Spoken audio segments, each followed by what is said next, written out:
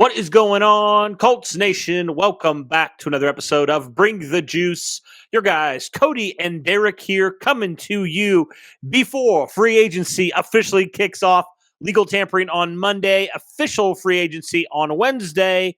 So, guys, with that being said, we already had talked about some of the Colts in-house free agents. We talked about two different tiers of guys. If you haven't, be sure to go check out those videos on the channel right now. Give them a like. If you're new to the channel or you've been watching for a while, you haven't hit subscribe, be sure to go do that. It tremendously helps us out and helps get more people to the channel as well if you hit the like button in addition to that. So, with that being said, today we are going to talk about some potential cuts / trades that the Colts could make to free themselves up in terms of cap room. Right now, the Colts are around $13 million in cap space. There are some moves here that we anticipate the Colts will make, some moves we maybe think they might make. They're probably not going to make every single move here. But with that being said, there are some ways the Colts can free up some cap space in order to maybe get some new free agents in to the building. So, with that being said, let's start with some guys that we think on the offensive side the Colts could potentially cut or trade. We're going to start with a couple guys that we think they just need to outright cut, and you pretty much don't have trade value for either of these guys. That's the two quarterbacks from last year coming into the season, the starter and backup. Matt Ryan, the starter last year. Nick Foles, the backup / third-string quarterback. It kind of varied throughout the season. But, Derek, both these guys carry a good amount of cap space, a good amount that you can free up with these guys. What are your thoughts on Matt Ryan and Nick Foles, and what will this do if the Colts cut ties with both these guys? Well, I mean, I think it's the position that you really need to think about revamping altogether. You know, you're going to be in a situation where you're going to get a quarterback in the draft, and you're looking to, I mean, at some point you can always get another backup quarterback back there if you want to. Sam Ellinger is still going to remain on the roster, so you at least have one bona fide backup on the roster at that point. It does require that the Colts do probably a little bit more thinking throughout the process of finding another backup quarterback. But at least the good thing is that even though if you were to cut ties with both of them, you don't feel insanely rushed to try to find someone. You probably could wait until probably a lot closer to OTAs and to training camp before you potentially would bring somebody in to come into this team and start learning as a backup quarterback. You can do your due diligence. You can take your time with it, which is what the Colts have pretty much been doing this entire offseason, Cody. Feels like a ton of moves that they have done so far from a personnel standpoint have all been taking their time, make sure they're getting it right. And that seems like something they're definitely going to do here. I mean, the biggest question for me, Cody, and I don't know when this video is going to go out exactly, so maybe this news happens before this gets released. But like, why has it taken them so long to cut Matt Ryan and Nick Foles yet? Like, I'm seriously questioning why this is. Like, I don't know if they're just waiting because they don't see it as beneficial to just make that move right now, or if they deem that they can find a way to get Matt Ryan to say, hey, like, I'll play like on a bare bones contract just to stay with the team. I don't know. I'm wondering in my head what is taking the Indianapolis Colts so long to cut either of these guys. What's your take on it? Because for me personally, I mean, free agency's coming up, and obviously they don't have to make that decision right now. And it's obvious you don't have to make that decision come free agency. Maybe they're just waiting to take their time on figuring out the situation as it goes along. But they're not going to get a chance to bring in another quarterback until they at least get rid of one of these guys. So it's making me wonder why it's taking them so long.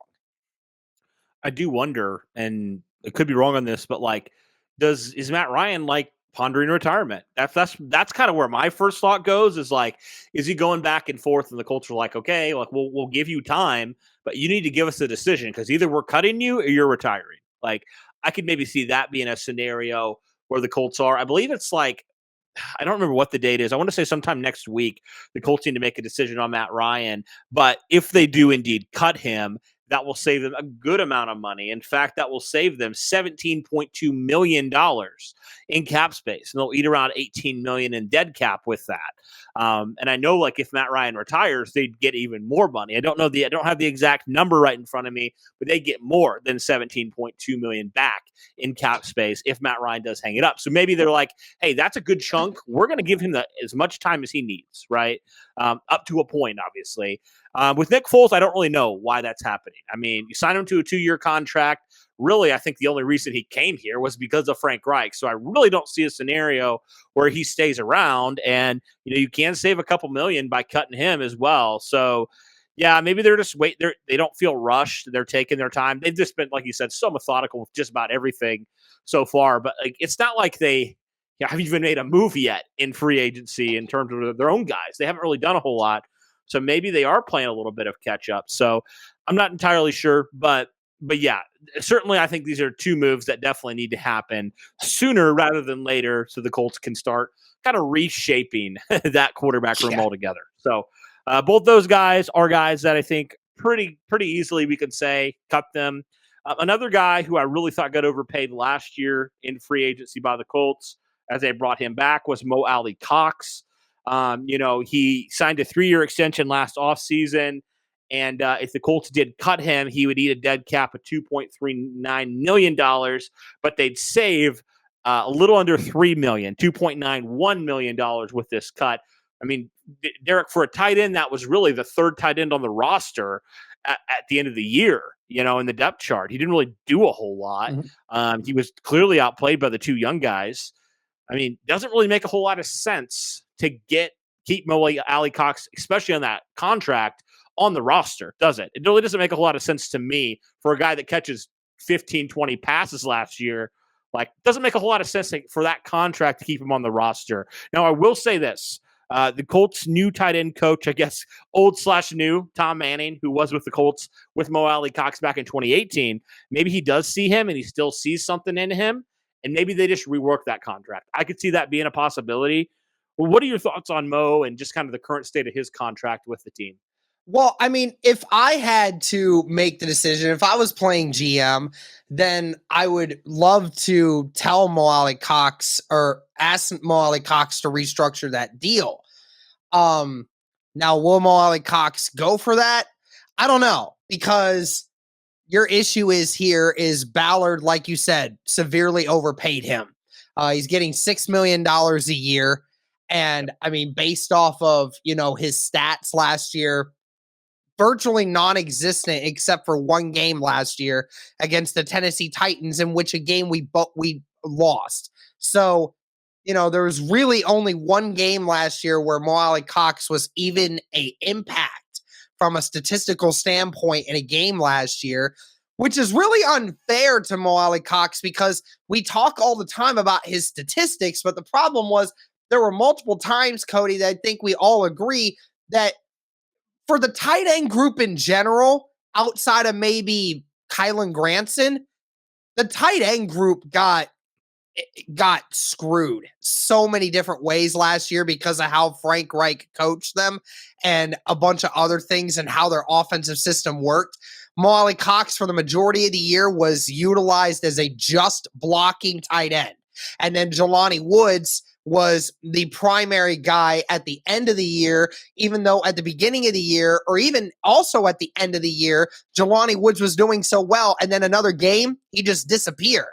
And then it'd be the same thing for MoalaCox. Literally in a 3-game stretch, he'd have maybe 1 or 2 catches. And you can't have a tight end who, if you look at it from a statistic, from a contract standpoint here, Cody, he's getting paid easily top 10 per average money in tight ends right now. There are not 10 tight ends in the league that are making over $6 million a year right now. There's just not a lot of them. and MoalaCox is getting paid like a top tight end in this league, at least way above average, and yet he's not being utilized. So if your dream is to have him still be highly involved in the offense and catching passes, scoring touchdowns, then yes, this contract is worth it. But the problem is MoalaCox has never had that kind of role. And from what we know right now, from a production standpoint, Cody, it's quite possible if MoalaCox has the same year this next year as what he did this last year, he'd be tight end number 4 on this roster. He wouldn't even play based off of what Drew Ogletree we saw in training camp, what Drew Ogletree can do. Kylan Granson is clearly the best receiving threat in the tight end group that we have right now. He improved. And Jelani Woods is an athletic freak who showed you multiple times last year when that kid catches the ball, he is spectacular. So it's clear the direction that this tight end group is headed. MoalaCox is older. He's 29 years old. He's by far and away the oldest guy on the roster when it comes to the tight end group. And you got 3 other guys right behind him that are all young on rookie deals looking to make more improvements. So I want to keep MoalaCox around for the sake of he's our best blocking tight end. He's the veteran in that group, and he's great guys with everyone in the locker room. So the only problem is I can't ask someone to pay $6 million a year to a tight end that will catch 15 or 20 passes next year. Can't do it. So, I mean, here's the thing, and here's why I think you can cut him, because, I mean, who else is going to give him $5 million plus a year? No one is. There's no team out there that's going to say, oh, yeah, Mo, we're definitely going to give you over $5 million for the next year. Potential-wise for MoalaCox is huge, but he's not getting any younger. He's starting to get to that to that age where you start to question the longevity of a player. It's getting near that magic 30 number. And I mean, he's just never been a workload guy. He's just never been that. And there's no shot that somebody gives him over $5 million a year for what the production he has shown with Indianapolis, even if he could convince a team that they never used him correctly and that he's just primed waiting to blow something else up. So, I mean, you could tell him, hey, we'll cut you. And then, you're just going to end up, getting what, $2-3 million from someone else. Why not just stay with us and we'll just give you that? I'd be fine with doing that, but it cannot be stated with the contract that he has right now. No, and if he's not willing to take that and you do cut him, I mean, the couple million you can recoup, you can easily sign another vet tight end that can do the exact same job as he did last year for a lot cheaper. So, or you can draft. It's a really good tight end room in terms of, the draft as well. So maybe you do that. Maybe you go in the mid rounds and you get another tight end. Like, that's cheaper on a rookie deal. Like, all that to say, you can't be paying Mo what you're paying him for the production he's giving you. That's just facts. So whatever the Colts decide to do, whether he is on the roster or not, he could be a potential cut candidate, or certainly, a restructure candidate as well. We'll see exactly how that plays out. But 2 more guys here that we're going to talk about. One last guy here on the offensive side of things. That is center Ryan Kelly. Now, the question for Ryan Kelly is, was last year kind of a fluke for Kelly? Because, pretty much his entire career, he's been a pretty solid top 10 center, I would say, fringe top 10 center for the Colts. And he's looked really good. But then this last year, I don't know what happened, man, but he just looked like a shell of his former self.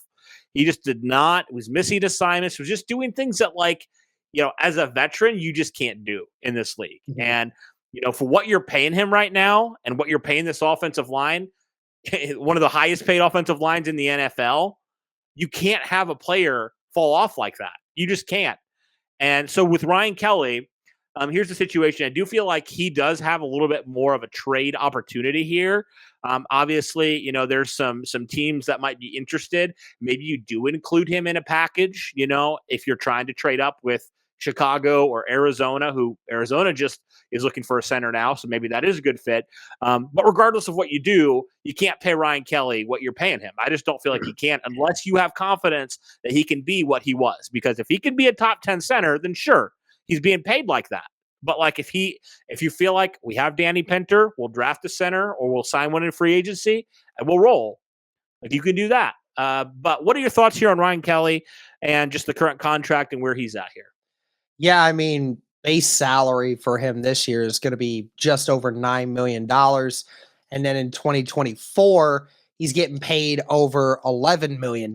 So, the bulk of the money that he's being owed are coming in the next 2 years of this contract. So, not only have you, now seen him regress in ability from what we saw last year, you now see an issue where you're now paying him more money.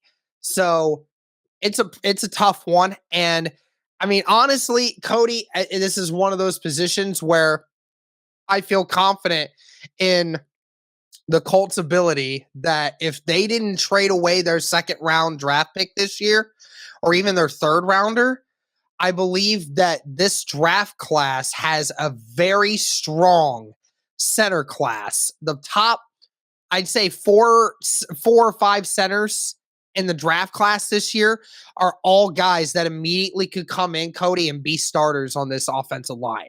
There's a couple guys. There's the kid from Michigan. There's the kid from Minnesota. There's Weipler from Ohio State. And I think there's one more that I'm missing. So there's a couple different things that if the Colts decided that, they were going to use that second round pick potentially to secure a younger center to get rid of some cap and be able to move forward in a different direction going forward. Because like you said, I mean, Ryan Kelly's 30 now. I mean, it's not that terrible. I don't think from a age standpoint that it's really affecting Ryan Kelly too much. But and you also have to wonder how much of the problem was former offensive line coach Chris Strouser last year. That's what we were wondering for a long time, was wondering, like, it wasn't just like Ryan Kelly was missing blocks. I mean, he was making blocks or following assignments that were literally getting Matt Ryan killed.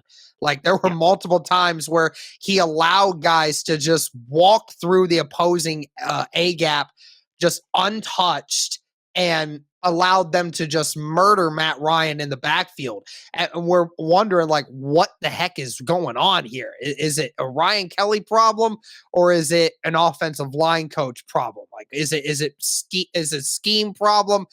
What's going on there? And I still don't definitively know the whole answer to this, but it's clear Ryan Kelly was not quite the same player. Pretty much everyone on the Colts offensive line was not quite the same player that they were from a year ago. So I can't only just hit him with this on that. But like you said, he is going to be 30 years old, and he's still an appealing player for a team that says we can give this guy decent money and then, be able to. And if the Colts decide they're going to take a little bit more of a cap hit on his salary, just to get away from the contract, then that might be what you have to do. But there's definitely a team out there that says a 30-year-old that has been selected to the Pro Bowl a couple times in his career in Indianapolis, been a part of those great offensive lines. I'm sure somebody out there would take that chance being involved in a trade package of some sort. I would say if you are going to get rid of Ryan Kelly, it's definitely better to trade him. Because like I said, if you're an offensive lineman, being 30 years old isn't too terrible as long as you haven't shown any decrease in physical ability. And I don't think that Ryan Kelly has that. He's had some lingering injuries, but it usually doesn't prohibit him from being available over the last several years. So I think he could be an enticing trade option. I certainly wouldn't want to just cut him just to get out of that contract unless the Colts knew that they were going to be able to replace him in the draft. Because I don't know if there's anyone in this free agent class that's going to be good enough to fill that hole. I would just rather go draft pick, start young, figure out a new center. Yeah. Well, if you're pressed for cap space and you're already paying Braden Smith what you're paying him, you're already paying Quentin Nelson what you're paying him, and eventually, if Bernard Ryman turns out, you're going to pay him top left tackle money if he continues to hopefully progress the way you want. So, like, you can't be tied up in all these deals. You just can't. And so I think for a team that honestly, Derek, has been poorly constructed in certain ways with what they've allocated certain amounts of money to, it would make a lot of sense for the Colts to move on from him and then just have two guys that they're really paying and then kind of go young at the center position. Whether that's Danny Pinter, they believe in him, or they, maybe they bring in competition. They draft a center and they have those two compete for the starting spot. I really see that being a positive thing. I really do. And you could really grow that rookie center, attach him to that rookie quarterback, and go from there. And I think that would be a really, really good thing. I mean, that's kind of what the Colts did in certain ways, I believe, with luck for a couple of seasons with Ryan Kelly. Now, it's a little bit longer. It took a little bit longer than it should have, but that's what happened with Saturday and with Manning. Like, they had that center quarterback connection, and I think it's just so critical. So, depending what the Colts do and what draft capital they have, that could be a really interesting move if the Colts decide to go that direction. But one last guy we want to talk about, actually the only defensive player we're going to talk about, and that is Kenny Moore and his play, man. I mean, talk about play that fell off last year. Kenny Moore went from one of the best corners, certainly the best slot corner in the league, to one of the worst corners. And it really was weird how it changed. Was it, I know he was dealing with some injuries, had a different scheme that they brought in with Gus Bradley. There's just a lot of weird things where it's like, how did Kenny Moore fall so far so quickly in just one season? What are your thoughts on Kenny Moore? Do you see a scenario where he comes back to Indianapolis? And what do you think they do about that contract? Well, I mean, safe to say that the contract negotiations are definitely not going to go in Kenny Moore's favor this year for sure.